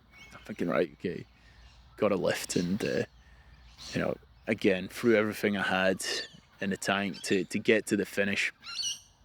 Touched at the bottom of this huge cliff and this rock face on the North Island. I absolutely emptied the tank. And with these swims, usually your support boat doesn't come right up to the finish because it's like shallow water, or it might be like in the break, or unsafe for them to do so. So you have to swim the last section on your own. It could be like 50 or 100 meters. So once you finish and you're absolutely wrecked, you have to swim back to the boat. And so there's this nervous wait where I'm thinking, like, geez, have I got under it? Have I gone over it? And this is at night time, right? This is at night time, and like there's a lot of seaweed, so I'm getting like caught up in the sweet seaweed. I'm thinking, geez, like if I drown right now, there's going to be a bit of a dampener on the experience. But yeah, got back to the boat, find out what the time was, and 4 hours 33, we broke my first ever world record, and gone under by 4 minutes. And it was just this incredible journey of, we did our homework, we took that leap of faith and trusted in our own abilities and our own knowledge, blocked out the external noise, and ended up creating history at the end of this swim. Yeah, it was just unbelievable. Phenomenal. I mean, if that doesn't make you believe in yourself, I don't know what will. That's pretty special. It would be pretty surreal to hear those words. The finishing time when you got back to that boat.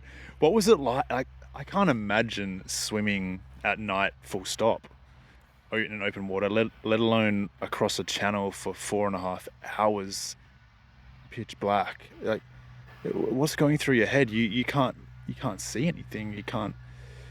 There's nothing hitting your senses. It must be. I mean, it sounds terrifying to me. That's what I'm trying to say. It sounds scary as. It's pretty terrifying, and it's like pull-ups. Like, even though you do loads of them, it still doesn't make it easy straight away. Like, it's still, you jump in the water and you're like, oh my gosh. Yeah.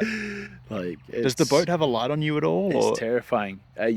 Usually not, because sometimes the lights, depending on where you are, can attract in the beasties.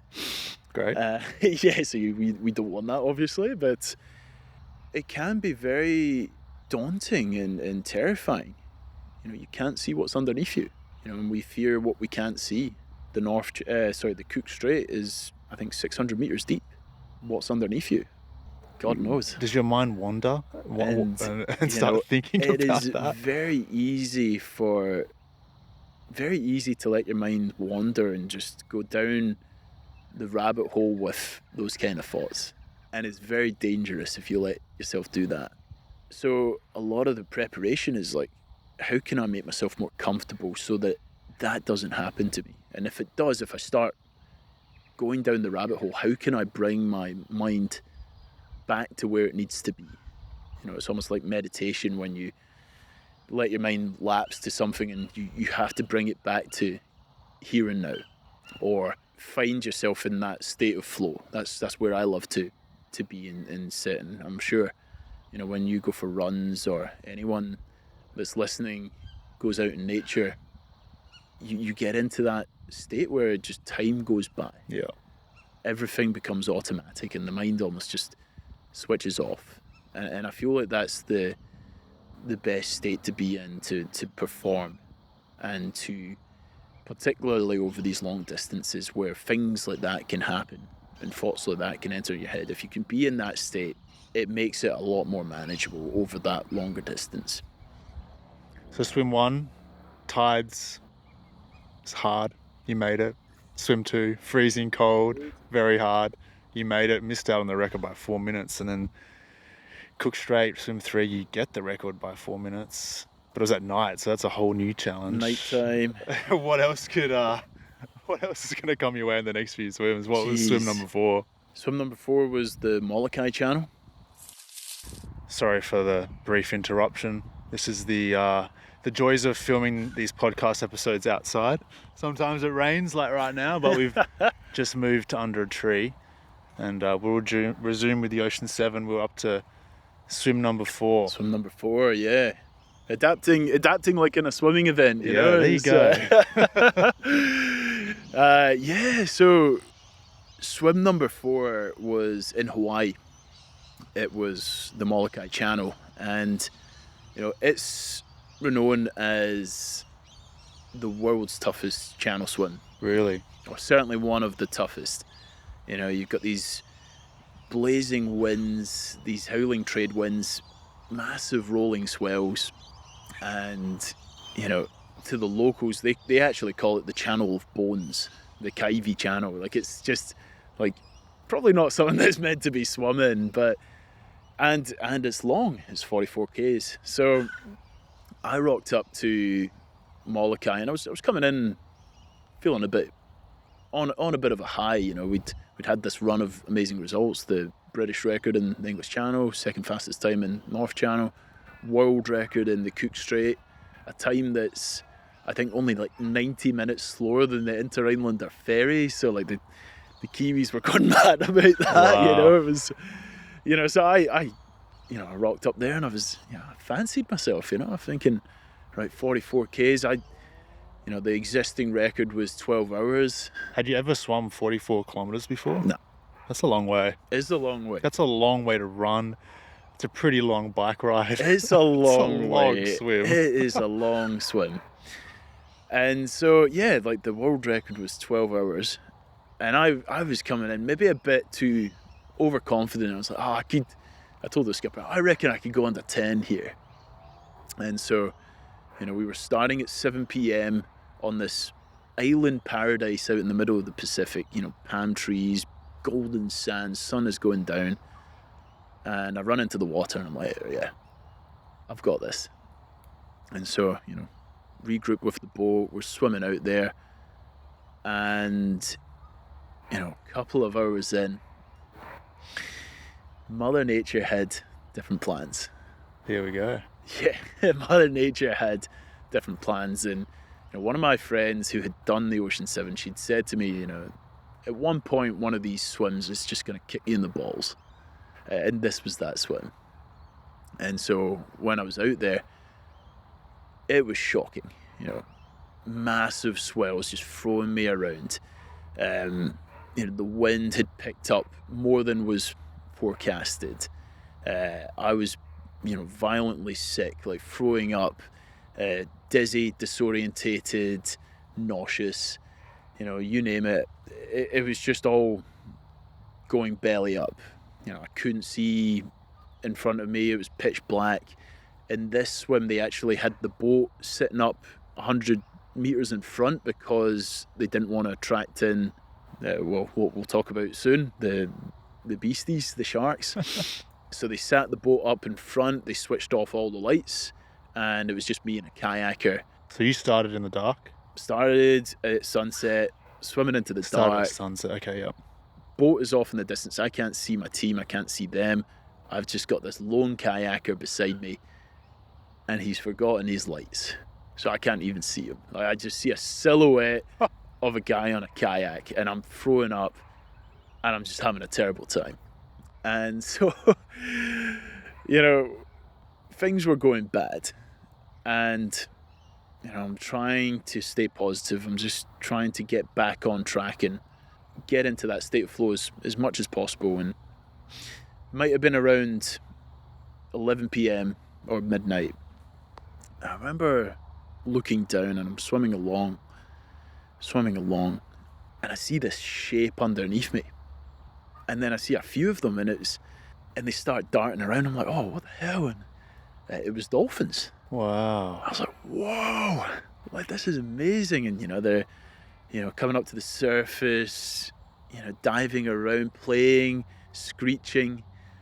And through all of this hell that I was going through at that point in time, I was like, man, this is pretty special, and they stuck around for a few minutes and then darted off in a different direction.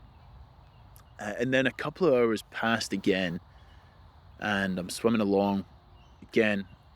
Can't really see what's underneath me. It's so dark, but I see this shape under the water, and it's like... You were just hoping it was dolphins again?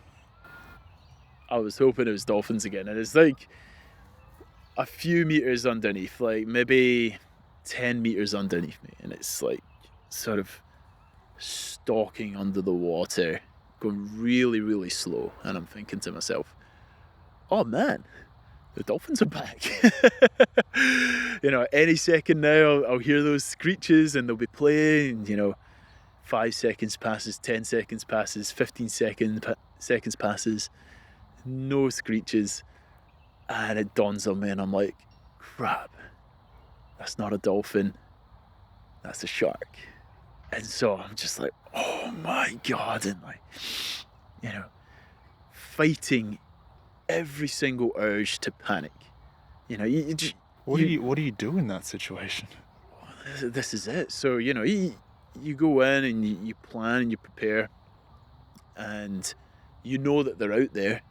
But some things you have to live to really know how you're going to react or respond. And, reacting and responding, they're very similar but also very different words.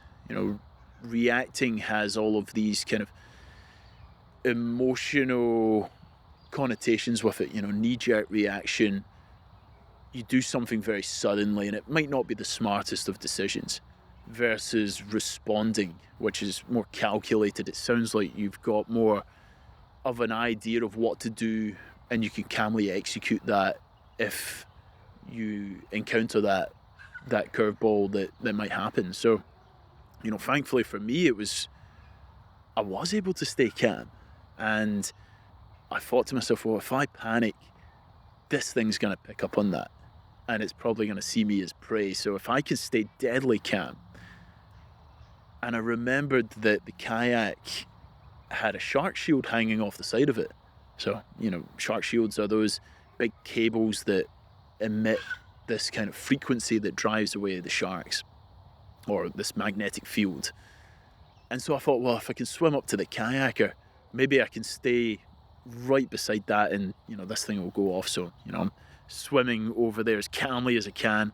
I'm like basically right up beside the kayaker, like hugging the kayak and, praying to God that this thing disappears.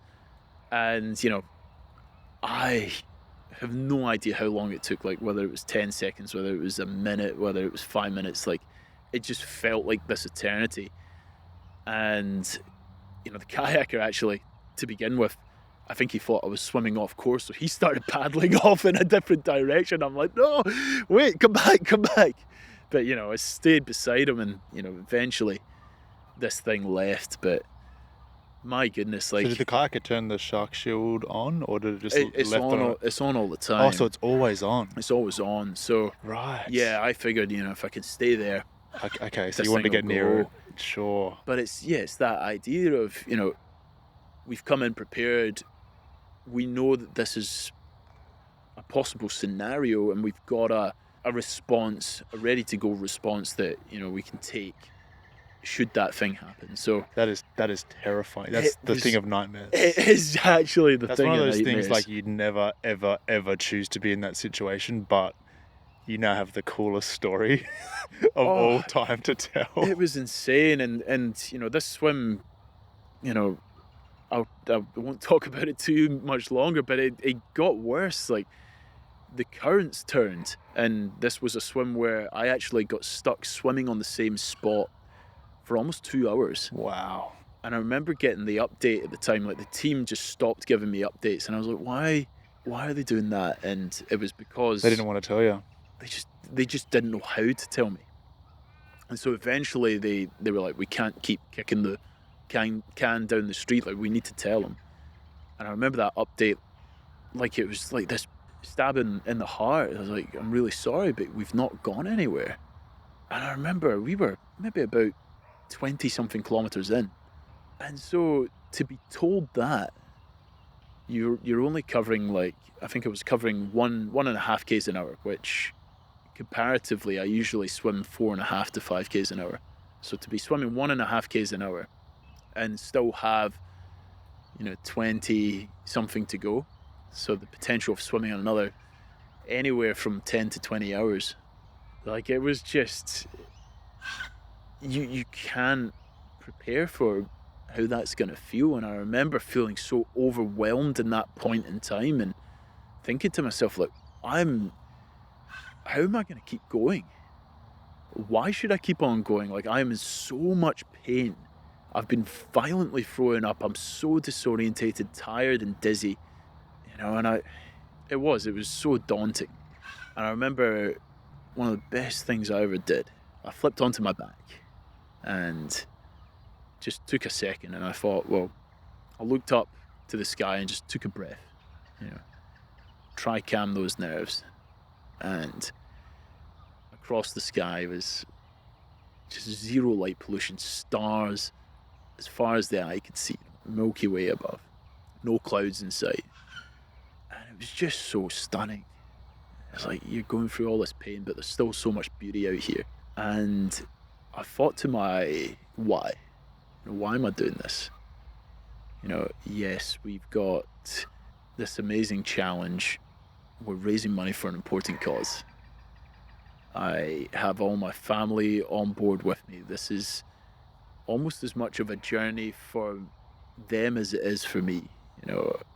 Mum and Dad drove me to the pool so many mornings in my life. Like, I almost kind of want to do this and succeed for them as well, because they've been through high and low through all of my life, and just really reconnecting with what is that motivation, because that's what's going to get you through those tough moments. Imagine a woman running a marathon. If she's doing it to raise money for her sick son or sick daughter, like, that she's going to just keep going until her legs fall off. Like, it's the most powerful thing. Like, I think as Friedrich Nietzsche says, when there's a why, you can bear almost any how. That's what it was for me. I thought, right, I can't control what's happening to me, but I can control how I respond. And what I'm going to do is I'm just going to keep going until I've got nothing left to give. And so that's what we did. We pressed on, and we managed to pierce through these relentless currents. We pushed north, which was going to add an extra 10 kilometers to the swim. But if we didn't do that, we weren't going to go anywhere. So that was a team decision that was tough to make, but it was the right one. And yeah, it was a lot of struggle, and it wasn't pretty. But after 15 hours and 50 minutes, we touched down on the sand in Oahu on Hawaii, and it was not fast. I'd been sick and I felt like crap, but it was the most valuable experience of my life. Touching that sand would have felt pretty good. Oh man! 15 hours in the water, and 15 hours in the water. You're not able to get on the boat. You're just floating for 15 hours. And that would have been the longest probably time you spent in the water up until that point. Longest time in the water, yeah. After 9 hours, I'd never been. It was uncharted territory. What does the sand feel like after spending 15 hours? Man, the weightless? Sand is like the most beautiful sight in the world. Like sand, rock. It could be like nails. Like you wouldn't care. Like you'd just be crawling up there no matter what. Like you get to this point where you're just like, I don't care anymore. Like I'm in so much pain that you almost go numb to it, and it's like, well, minutes just fly by, hours just fly by, and again, we are so much more capable than we realise. And once you get your head dialed in and you've got the amazing team around you to help you through those moments, like what I had in Molokai, like you are capable of so much. It's just extraordinary. How many kilometres did you end up swimming that night and day? I think it was about 55. 55 yeah, kilometres. 55 Ks. And some of that was going 1.5 Ks an hour. So, yeah. Unbelievable. Completely spent. that was you giving everything. So that was the real turning point in the Ocean 7 for me, because up till that point, so much had been about times and results. And really, like, none of that mattered compared to this experience. Like, it was so much more valuable. The growth that occurred through it, the lessons learned, like, that sets you up for more in life than a fast time that, who knows, someone else could break in a couple of years. Like, it was a real reality check and a shift in perspective. And I think that's the beautiful thing, that if you've given your all, that is good enough. You cannot ask for more. And if that gets you a record, great. That's the cherry on the cake. But that's not what it should be about. And that was an important lesson that I had to learn, and eventually did. You left nothing on the table, whether you got the goal or not. You left it all out there, which is insane. Wild. And you still have 3 swims to go. 3 swims to go. Yeah, I am mindful that these have been quite long stories, but they've all been so unique as well. I mean, unique challenges each time, completely different circumstances. That's it. New things to overcome.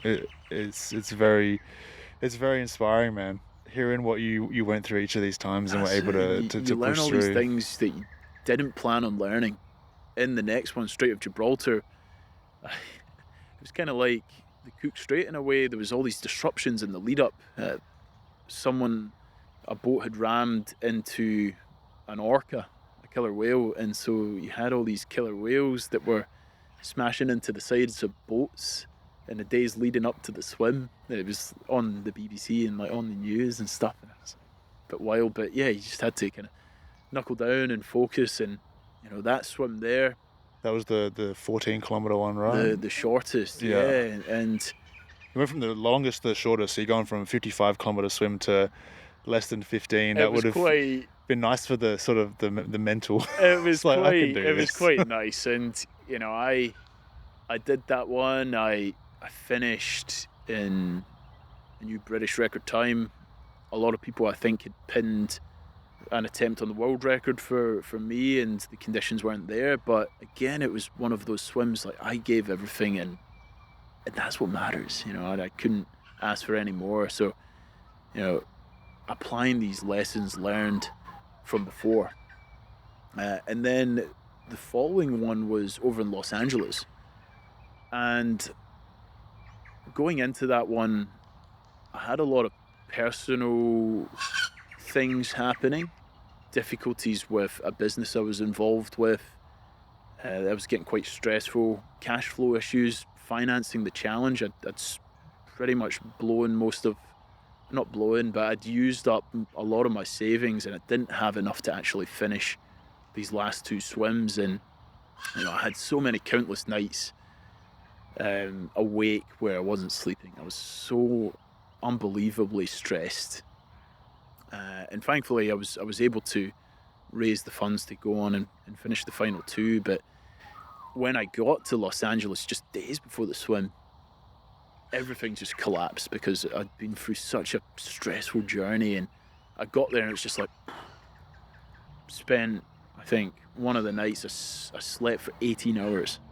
I was so wrecked mentally. My body was fine, but mentally I was just completely smashed. It'd been such a big year as well up to that point.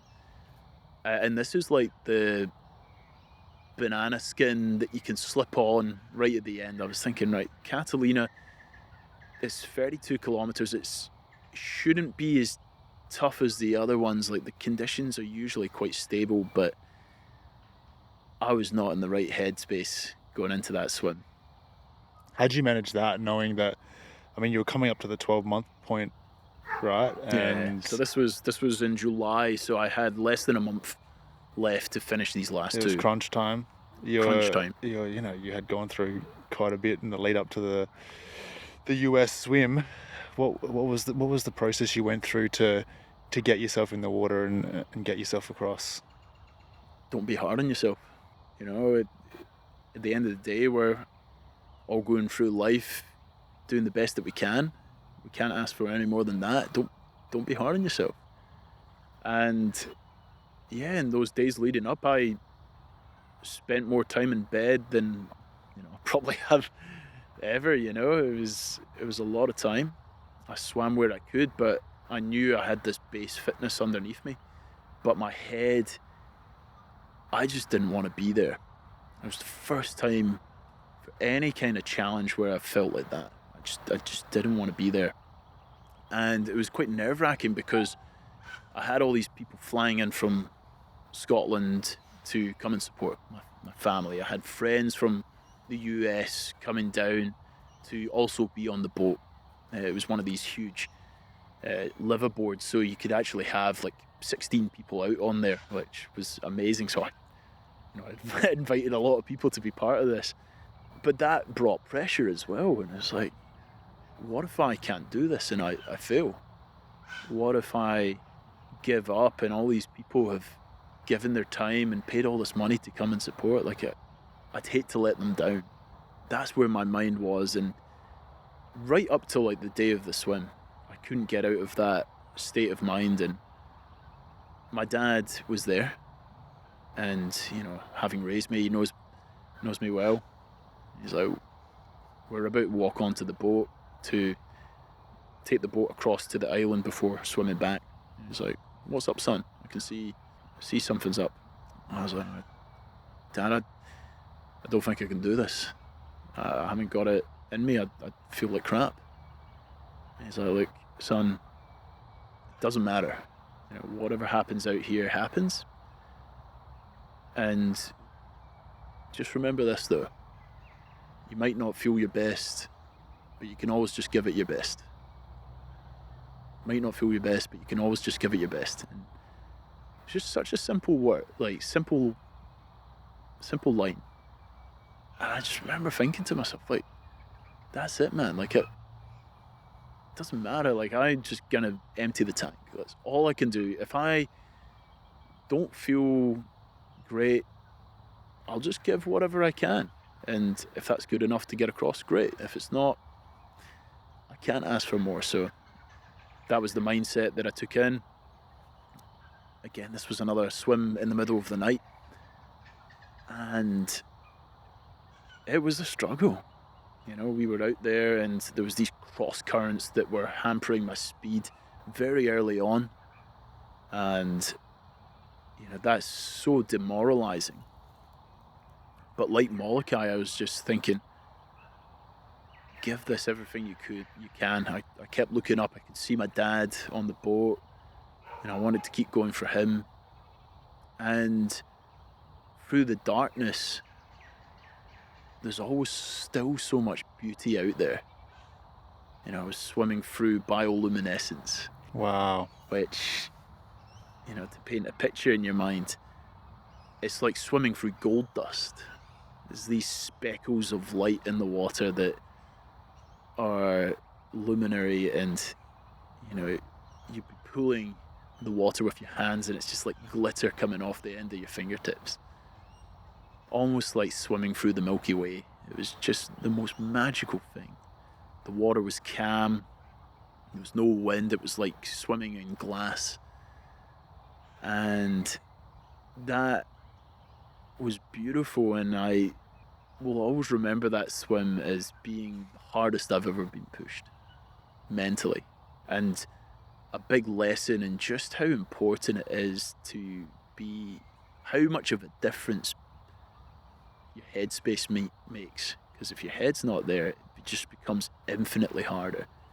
And it really took a lot out of me to get to the finish. And, you know, pressed on, managed to finish in 9 hours and 12.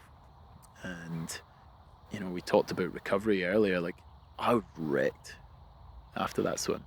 Just physically, mentally wrecked. Because it just drained me of every last drop of energy just to stay in the game. And, you know, it was a fast time. Not as fast as I think I could have gone if I was fresh. You know, I probably could have lopped an hour off, or maybe even more. But again, it was just one of those amazing team performances. Like, everyone pulled together and made that one possible. It was just, incredible thing. I think a lot of the time the penultimate part of a big challenge can be the hardest, because you're not quite at the end yet, but you're so exhausted from everything that you've done so far, and here you were at the second last swim. It's like the second last hurdle, isn't it? It's like second last hurdle. You take your eye off the ball for 1 second and yeah, you feel like when you're at the last step, it's like, well, after this I'm done. I can do it. But it's like, you know, you're one step back and you can't quite see the finish line. Yes. What was your mindset after finishing that race? Finishing that swim, knowing that there was one left and that's all you'd have to pick yourself up for? It was good. Yeah, it was good. I mean, I stayed in LA for a few more days, just really tried to recharge the batteries. Didn't swim, and travelled over to Tokyo and reconnected with my mum, who had flown out to be on the boat for this swim. And mum's shocking when it comes to travel sickness and like motion sickness. Right. So I knew that she was going to have probably just as tough a time as me being out on the water. But I think there's something very comforting when you have people like your parents or family members that know you intimately in your corner. There's something very relaxing and soothing about that. Like, maybe it's got to do with being a kid. You just feel like everything's going to be okay. Yeah, you feel safe. Yeah, and you feel safe. And, you know, in the lead up to that swim, there was a bit of almost like deja vu from the Cook Strait. There was a lot of negativity before it because everyone that had attempted the Suguru Strait in 2023 had failed. No one had successfully swum across it. Failure after failure, or people didn't get to start because of poor weather, or the currents were really bad. And it was like notching up every single time until the person that was supposed to go before me, she never got to swim. And like after that, she was quite a big swimmer, Sarah Thomas. And after that, just the internet just went into meltdown in terms of the ultramarathon community. Like, people were like, what's going on with the Cook Strait? Like, is it broken? Does it need to be removed from the Ocean 7? Like, it looks like no one can do it. Like, it's just so much negative energy around the place. And, you know, we had to really just protect ourselves. And I switched off all my social media. I just kept to communicating with my core team and focused on what we could control, which was how we prepare going in and the swim itself. And it was a matter of days or even maybe weeks between LA and Japan, right? Yeah, maybe 10 days. 10 days.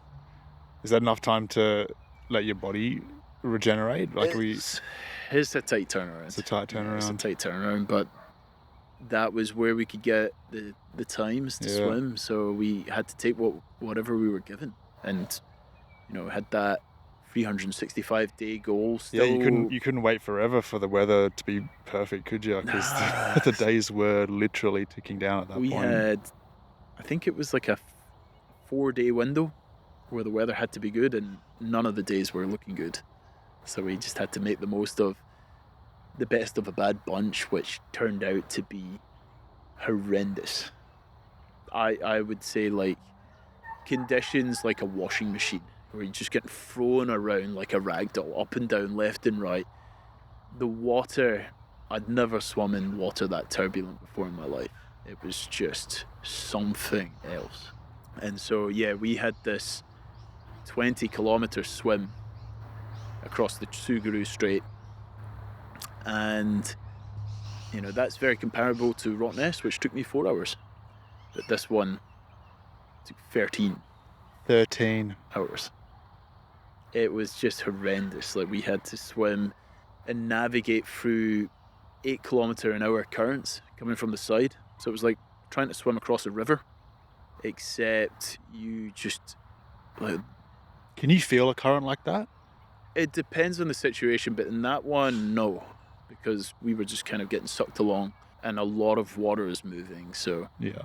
It's a part of... And you don't have the reference points to be able to really see where you are. Like, you just look at the boat.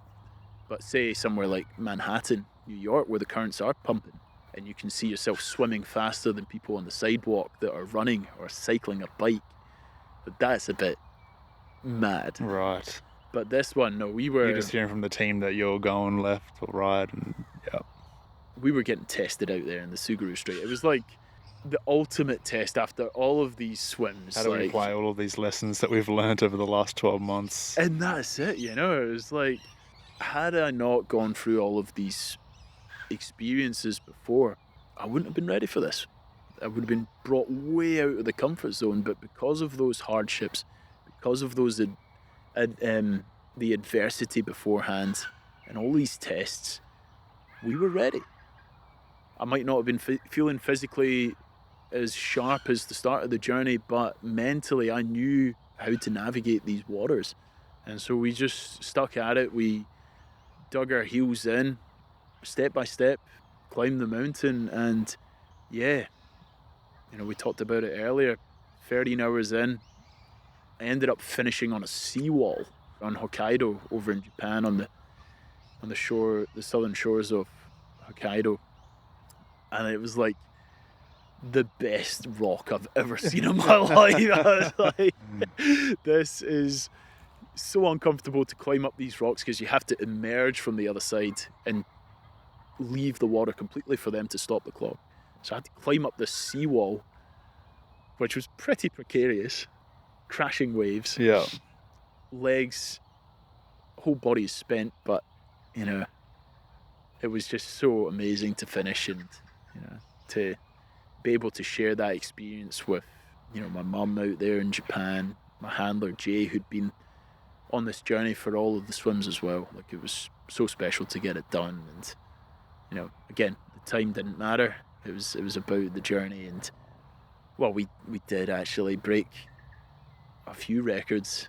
We finished and did it in 355 days. So we did it under a year and lowered that cumulative record of down to I think 63 hours and 2 minutes, which was really cool. So as well. Even with that blowout in Japan, still got the two major record. blowouts. Yeah, they still got under. So, dude, yeah, mad. Congratulations! Mad I know it's a couple of years late, but no, it's been it's incredibly inspiring. It just feels like yesterday though, and yeah, I just think sometimes it doesn't feel like it's real. Sometimes it happened. Unbelievable, dude. Unbelievable. For anyone who maybe has never even thought of open water swimming before, what would you say to someone who's like interested in maybe dipping their toes in the water? Because I know for a lot of people, hearing you talk about these swims probably would make them never want to go in the ocean. But I know there's some people that listen to this podcast who are like, I want to swim across a strait. Yeah. How do you start? I think the start is always the toughest step, and I think it can be made easier with support. Finding someone that is already in the open water swimming community, or is a triathlete and has experience swimming in the ocean, or is comfortable, and that can be by your side as you make that journey into open water. We've talked a lot in this podcast about a lot of the challenging aspects of it, like the swimming through the night and the crazy conditions. But on the flip side, there's so many amazing aspects to the sport. Being immersed in nature, having the time alone with your own thoughts, seeing the marine life, the nice ones. I've seen such beautiful things out there. I've seen, the most colourful fish, stingrays, dolphins. I've swum with whales before. Wow. That is just stuff that money can't buy. It's just extraordinary. The bioluminescence, seeing coral reefs, like open water swimming, it's like the foundation for all water sports. And if you can get into it and become comfortable with it, it can change your life. And the community that's around it as well is just so inclusive and welcoming. I mean, I wouldn't be here in Australia if I hadn't gotten into swimming. I wouldn't have made so many of my friends or had all these experiences without the water. So, yes, it can be daunting at the beginning, but trust me, it's worth getting into it and trying it and seeing where it goes, because it is a fantastic sport. You've convinced me. Well, yeah. I think I need to get back on the water. I mean, summer's coming up. Here in Australia. Might be my here time. In Australia, where water is such a big part of the culture. Yeah. Being down by the beach and the ocean, it really can enrich your life. And I would say, if you're coming from absolute scratch, developing those swimming skills first is probably the way to go. So maybe getting a coach that can teach you, or a teacher or friend that knows how to share that knowledge and help you on that journey. But then once you're ready to take that step, go and find someone that is comfortable in the open water, and just gradually build exposure in the open water. Start off in the really calm conditions. Build up. The more you do, the better you become. You don't want to go diving into, you don't wake up and just swim the English Channel. You build up to it. And so it's the same here. You build up with these swims and build up the distances, build up the difficulty of the conditions. We talked about being prepared. You got to learn how to be comfortable in those challenging waters if that's what you're going to experience out in a bigger swim. So keep growing that circle of comfort. Hopefully got some new swimmers that are listening to this show, jumping in the water for the first time, maybe. I hope so. And, anyone that is listening that does go down that path, I wish you all the best, because it's transformed my life, and I hope it can do the same for you. Yeah. I know you've done quite a few other massive swims since the Ocean 7 you did like a 200-kilometer swim in Hawaii maybe a couple of years ago. That's right, yeah. I think you've done Rottnest a couple of times, or at least another time since. What's next for Andy? Do you have like some big dream swim or some crazy challenge or world first, or are you just sort of taking some time to chill? Yeah, it's a good question, Cam, and I think for me, I'm in a position where, from a personal goals perspective, I'm very fortunately very content with what I've been able to do. You know, the Ocean 7 was beyond my wildest dreams, breaking the world record swimming around Manhattan.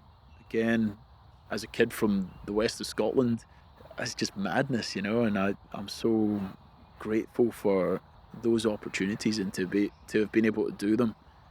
Where I see my swimming in the future is more around purpose. You know, before it was the pursuit of dreams, now it's the pursuit of purpose. How can I tie in purpose into what I do? Can I help others or important causes through my swims?